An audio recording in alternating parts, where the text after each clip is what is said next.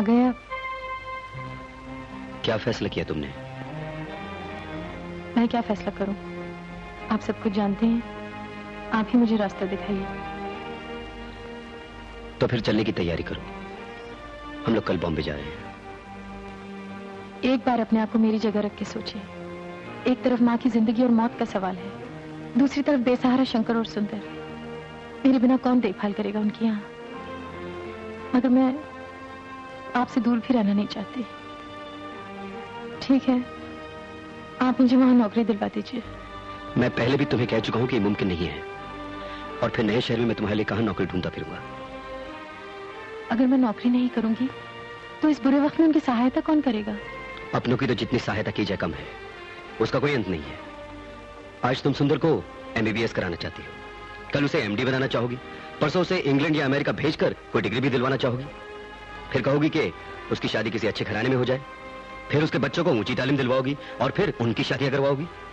मैं इतना सब कुछ कहाँ कह रही हूँ, सिर्फ इतना दान मांग रही हूँ कि किसी तरह सुंदर अपने पांव पे खड़ा होने के काबिल हो जाए।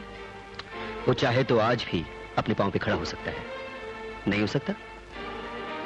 हो सकता है, लेकिन अभी बच्चा है वो, उसमें इतनी शक्ति नहीं कि जिम्मेदारियों का बोझ उठा सके।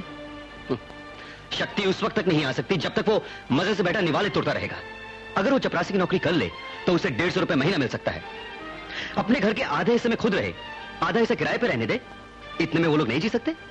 जीने को तो लोग भीख मांग कर भी जी सकते हैं, इसलिए क्या जरूरी है कि मैं उन्हें भिखारी बनाऊं? तुम जब बात समझना ही नहीं चाहती तो तुम और तुम्हारा परिवार कौन सी नदी में छलांग लगाएगा इससे मुझे कोई ताल्लुक नहीं है।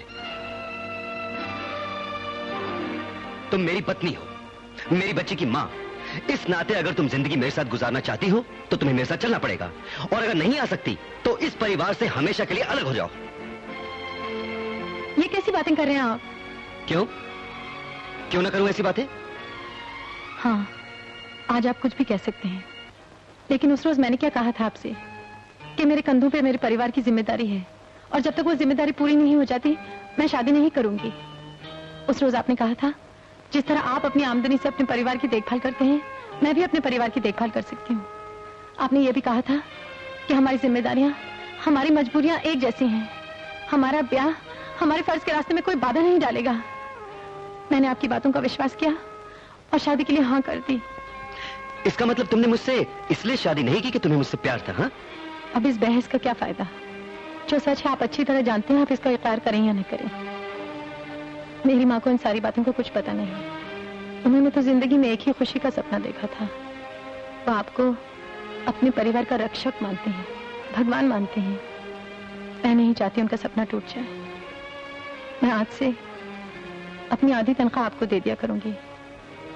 हम दोनों ने अपनी मर्जी से, अपनी पसंद से एक दूसरे से शादी की थी। इस तरह एक दूसरे से बिछड़ जाए, हम दोनों को शोभा नहीं देता। तुम्हारे लिए शायद ठीक नहीं, लेकिन मेरे लिए तो ठीक है, क्योंकि मैं मर्द हूं। तुम अगर मेरे साथ नहीं आई तो समाज तुम्हीं पे उंगलियां उठाएगा। समाज? कैसा समाज? कहाँ का समाज? जो ताकतवर के आगे झुकता है और कमजोर को अपने पांव तले कुचल देता है, जिसके पास इंसाफ के अलग अलग तराजू हैं। मर्द के लिए एक इंसाफ, औरत के लिए दूसरा इंसाफ। आप अपने घर के बड़े बेटे हैं, मैं अपने घर में बड़ी हूँ। अपने परिवार की देखभाल करना जैसे आपका फर्ज बनता है, मेरा भी फर्ज बनता है।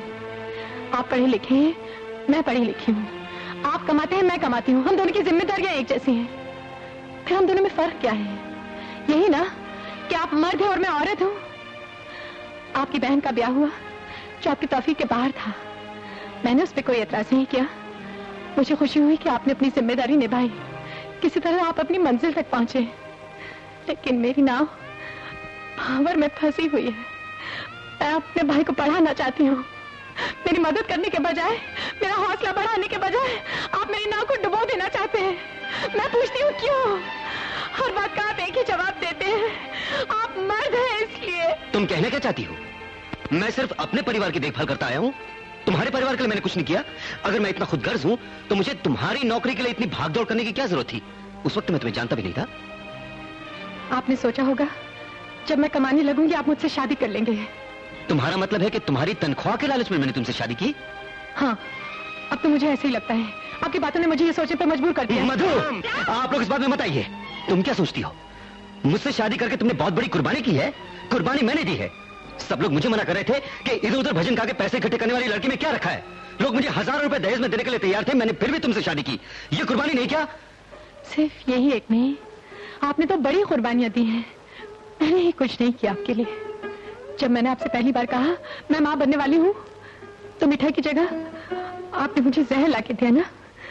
ये भी तो आप ही की कुर्बानी थी।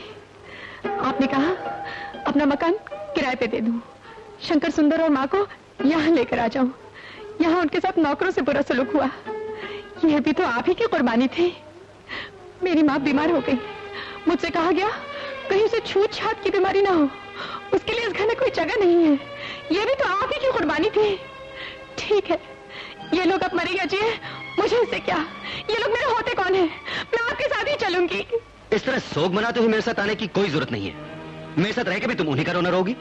तुम यही रहो, खूब कमाओ, जिसे जो तालीम दिलवाना चाहती है दिलवाओ, बड़ा आदमी बनाओ। मैं तुम्हारे रास्ते में नहीं आऊंगा, लेकिन तुम्हें मुझे और मेरी बच्ची को भूल जाना पड़ेगा।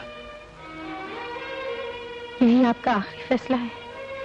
हाँ हाँ हाँ हाँ। औरत ब्याह के बाद अपने बेसहारा परिवार की देखभाल करे तो उसे बुरा कहा जाता है, उसकी निंदा की जाती है। यही सब कुछ अगर मर्द करे तो उसे देवता पुरुष मानते हैं, उसकी वाह वाह होती है। ये कैसा इंसाफ है? कहाँ का इंसाफ है? मैं आपसे पूछती हूँ, आप फैसला कीजिए, ये कैसा इंसाफ है? अपने इंसाफ का ये बेसुरा भजन मुझे मत सुनाओ। जो मुझे ठीक लगता है वही इंसाफ है। तुम्हारे लिए अब इस घर में एक मिनट ठहरना भी मुमकिन नहीं है। तुम अपने पति और अपनी बच्ची की क्या देखभाल करोगी? तुम्हें तो अपना मैका ज्यादा प्यार लगता है, मैके के लोग ज्यादा प्यार लगते हैं। चली जाओ यहाँ से। तुम मेरी बेटी को अपने साथ नहीं ले जा सकती। मेरी बेटी को मुझसे मत छीनिए, मेरी किरण को मुझसे अलग मत कीजिए। मेरी किरण को, मैं आपके हाथ छोड़ती हूँ। मेरी बेटी को मुझसे मत छीनिए, मैं उसके बगैर जिंदा नहीं रह सकती। मेरी बेटी को मुझसे मत छीनिए। राम राम हाँ राम, सिया का अंतर करे विलाप।